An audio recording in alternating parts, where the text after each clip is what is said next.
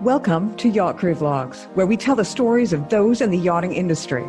A behind-the-scenes look that discovers the individuals in the industry, their history, their passions, and what inspires them to do what they do. Hi, everyone, and welcome to another edition of Yacht Crew Vlogs right here on Yachting International Radio. My name is Rhea. I am your host, and today I'm very pleased to welcome David Gates. He is the owner of Complete Yacht Solutions. You might also know him as superyachtrubbish.com, cleansuperyachtmarina.com, or carehomerubbish.com. How are you, David? Very well, thank you. How are you, Rhea? Good, thank you. Thank you so much for joining us. Part of the reason that I contacted you for this interview was because on social media, a post came up in regards to the Clean Superyacht Marina campaign, in regards to poor and good waste facilities in marinas around the world. Now, tell me about that. I mean, your entire business is about the environment and trying to clean up after all things boating, yachting, etc. But tell me about this Clean Superyacht Marina campaign. Well, the reason I got into this sector originally is I used to work for the Superyacht Report, which is now known, which is the Superyacht Report, which used to be known as the Yacht Report magazine, which is a technical magazine based around operation of boats. And I used to hear for years and years that waste management is the one of the unsolved issues in yacht operations and new builds.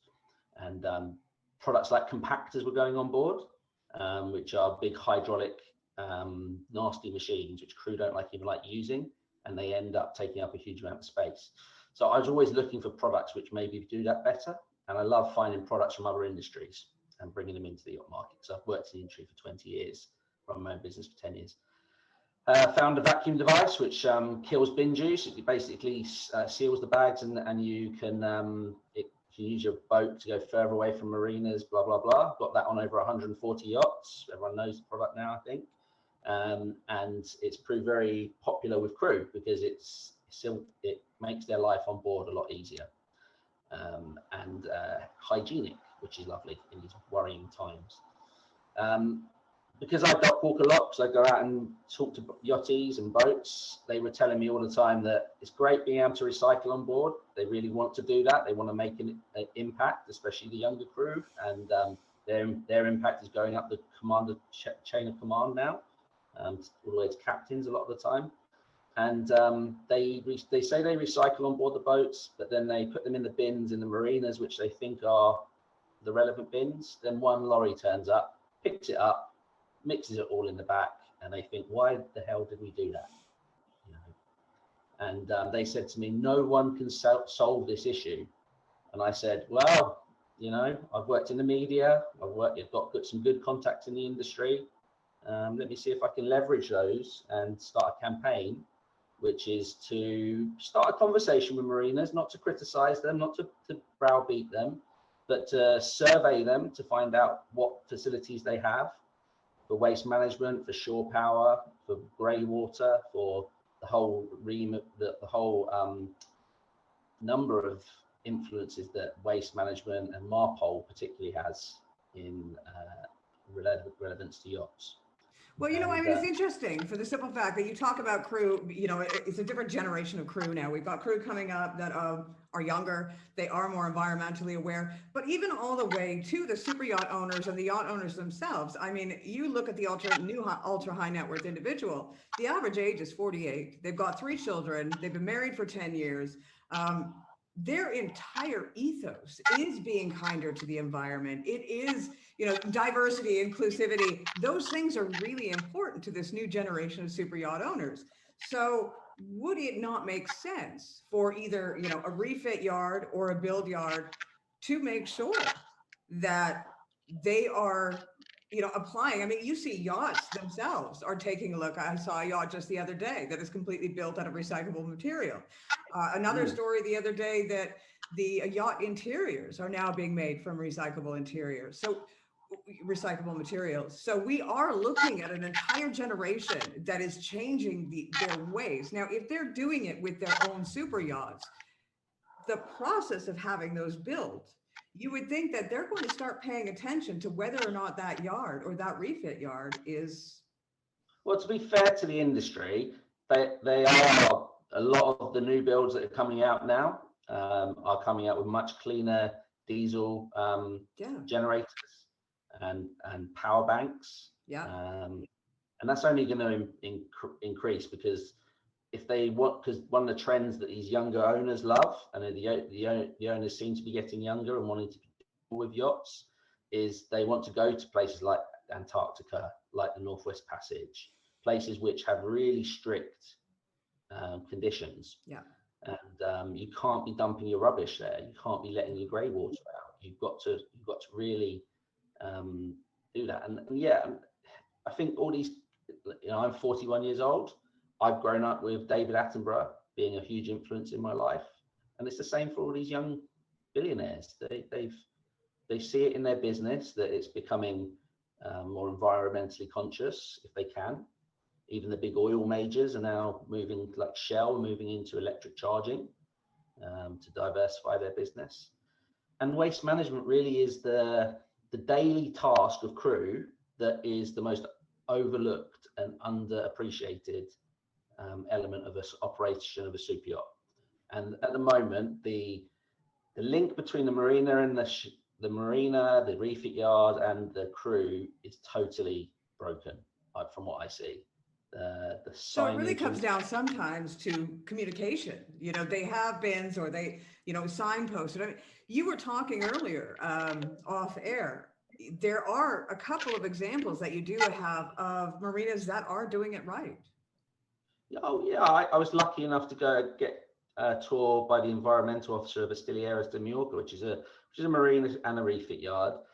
They take real responsibility. It's about responsibility and communication. They're the two things I think that we really need to see change and improve. And they're not huge things. It's things like signage.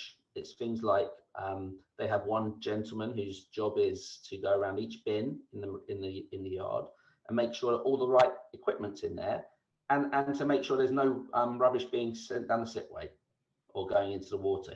And they take huge responsibility and pride in it. And I really love to give them kudos, because I've done a blog on them on my Clean Superyacht Marina campaign site with some pictures, which you see some of the signage. It's in English and Spanish. And the place I hear great things about is Costa Rica, which is not really a surprise. The marinas in Costa Rica are supposed to be amazing for facilities, but the whole country's built like that. So it's not a surprise, really. Well, let me ask you, one of the things that most of these people are worried about, or owners are worried about, is the cost. Now, for a marina to make these changes, is it a long-term savings for a short-term output? Well, what I'm saying is we can't really, the cost for the marina comes from the municipal contractor that they're supplying, or the commercial contractor that they've got supplying to pick up the rubbish. And if it's the municipal supplier they rely on, and they can only rely on what is available in that area. So what's available in France is very different to what's available in Antigua, right? So that's the big challenge, and that's an even bigger challenge that I'd love to get involved in, help democratize maybe and get better. It's one of the things I'm planning to hopefully do with some high net worth clients that I know and have good contacts with. It's not really a cost issue. The facilities, say in Monaco, are fantastic. They spent a lot of money on building the breakwater, and for instance, for grey water, I've heard stories. It may have been changed since then. I haven't been down there to see myself, so I can't say 100%. But I've heard from very respected captains who live in the yacht club that the yachts are not hooking up to the really amazing sewage system they've got there, which the boats can plug their grey water tanks into. And I heard hardly any of them plug in. And to me, that's probably a communication issue. Do the crew know it's there? And B, should it not be in the contracts that they are connected up to these things, rather than having to go 12 miles offshore, or as some crew do, leaking it into the marina, which is illegal, but they still do. It's the reality of the industry. And that just shows you some of the little tweaks that can be done that aren't necessarily about money. They're about standards. And communication and education. Totally. The crew, ideally, I'd love the crew to be able to look at a marina's recycling facility or bins and know exactly what they're for and where that waste is going. So it's communication, it's responsibility, and it's traceability. There are three real things I want to see improved in the industry.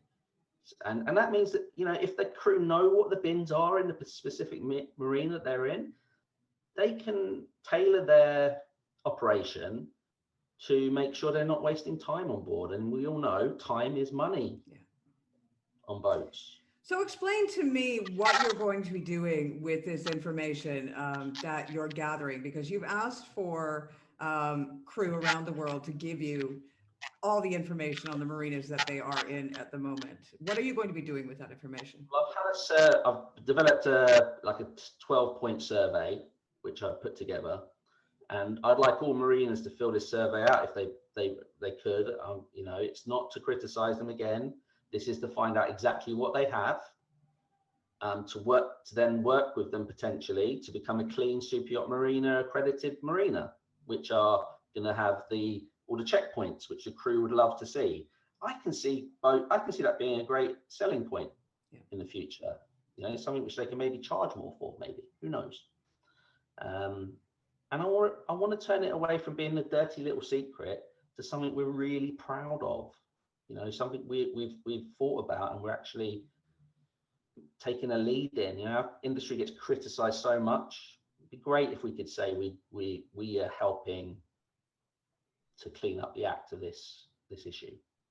Well, I mean, you know, you are right in the fact that the industry does get hit pretty hard, but have to be honest, in my travels in the last 15, 20 years, the industry, as far as the environment goes, you know, every story that you see and every bit of information you get, you see that this industry is actually environmentally moving quickly towards a much better solution in many ways, with the fuel, as you mentioned earlier, with the build quality, interior, etc. All of those things are definitely taking the environment into hand as much as possible. And it's happened very quickly. So, you know, this is probably the next step to make this industry even better for the environment overall. I'll give you an example from my Superyacht rubbish products that I sell, the vacuum device. This it uses plastic to keep the rubbish on the boat to get it back to the marina so that it can be recycled or dealt with properly, depending on what the marina can do. And one captain on a Italian built boat that I supplied to, a 46-meter boat, he said to me, "I love your product. Do you know why? Because I don't have to leave hundreds of bags on some little island somewhere." You know?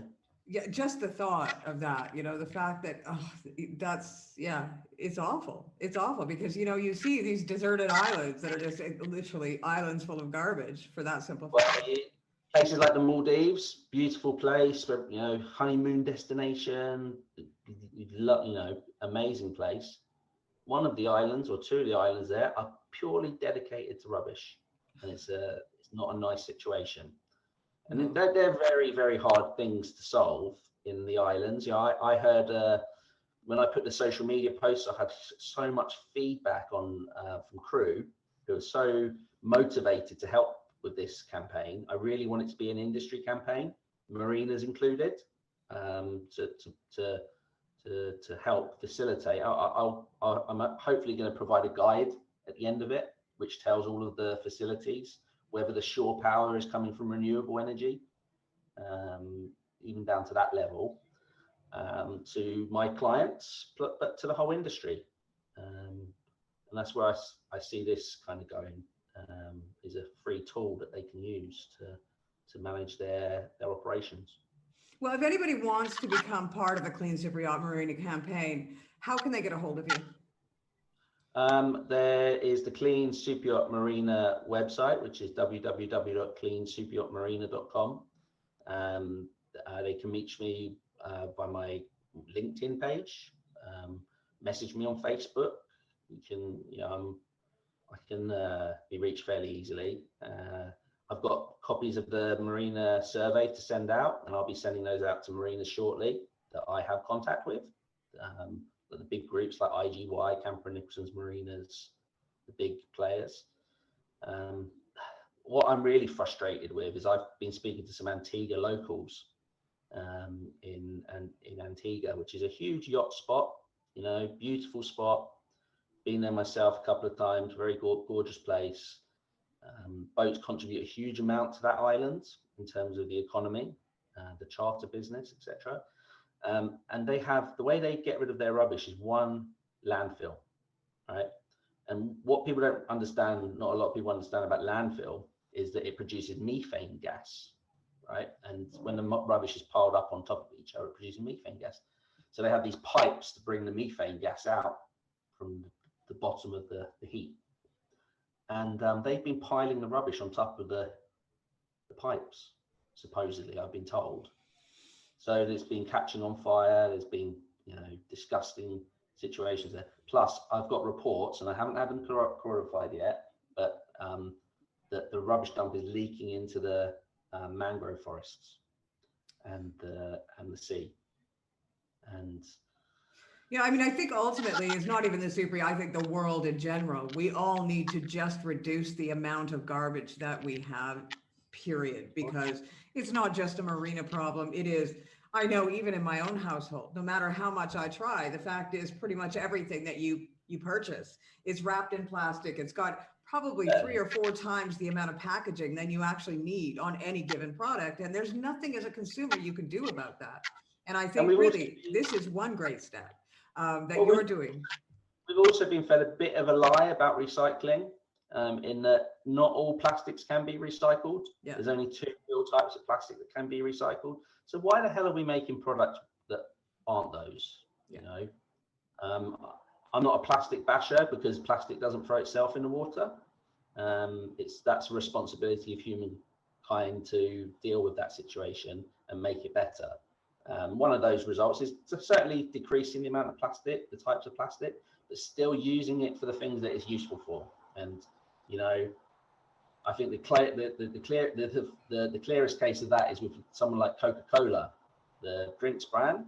They say, I read a report which said if they switched to glass, purely glass instead of the plastic, the shipments that they'd send out would have less product on, it would be much heavier, and it would increase CO2 based on the transportation of that glass, right? So you're going to have more lorries, more ships, more planes carrying it. So you're just shifting the problem somewhere else. I love people, I've bored to death people with this who know me, but in Denmark there's a waste to energy plant, and waste to energy can be quite dirty because it's burning, but this is designed by a very reputable company and a amazing designer who's almost like a super yacht designer. He's a superstar designer, and he believes in something which is that you should have these buildings in places like Copenhagen, which take 800,000 tons of rubbish a week or something. I can't remember the exact figure. And they don't produce any dioxins. They don't produce any emissions. They just produce steam, and they power 6, 7, 8, 900,000 homes with free energy. And the designer saw that it was a big stack, and they built a dry ski slope on it and the world's biggest climbing frame. So they've turned this ugly industrial building into something which is a benefit to the community. You'll probably see it on like TV adverts for Ford and Audi. They're all using this facility because it's like a mind-blowing, amazing solution. And I want to be a driver in wider society for that kind of thing. Well, you know what? There was a boat that was designed, a catamaran, just the other day. Not exactly sure which country. I know it was reported out of Canada. It wasn't Canada that built it, but it is a catamaran that utilizes, it will go over a garbage patch, for example, and that's how it creates its fuel, is by taking up garbage out of the ocean, out of the sea, and fueling itself. Yeah, it's a Dutch designer called Bjorn Slapt. That's it. And it's, I can't remember the name of the company, but he designed for the Pacific garbage patch, he designed a ship that almost like you deal with oil. You bring it, you surround it and bring it in, and they deal with it. But he's created these river ones which are amazing. They take in the rubbish, they turn the plastic into gas to power the boat, and they use renewables to power the boat as well. And they're cleaning up all the rivers in Cambodia. There's other great companies who I love, like in America, there's a company over there who's turned plastics into jewelry, and they fund their business through selling that type of stuff. And they're in places like Guatemala City at the moment, which is the biggest waste dump in the whole of South America. It's absolutely ginormous. And what happens is the waste goes into the rivers, goes into the sea, and ends up back on the beach in Guatemala. So it's just, it overflows. It's just disgusting. They're cleaning it up, and it's amazing work. And it gives me a lot of inspiration to know that these companies are out there doing those sort of things. You know, you can dream big to sort these issues out, and I really want to try and do that. Well, David, I thank you ever so much for coming on board, and I hope that people will take what we've spoken about here today to heart. We will include all of the links for David underneath this interview when it airs. So if you are interested in becoming part of the Clean Superyacht Marina campaign, whether you be a marina, whether you be a business, or whether you be a crew member that just wants to do your part, please do get in touch with David. Thank you, David. Thank you, Rhea. Yeah, and stay safe. I hope you guys we can get out of this awful situation and everyone stays safe as much as they can. Thank you. Wonderful. You've been watching another edition of Yacht Crew Vlogs right here on Yachting International Radio. My name is Rhea. I have been your host. Please tune in again for another episode.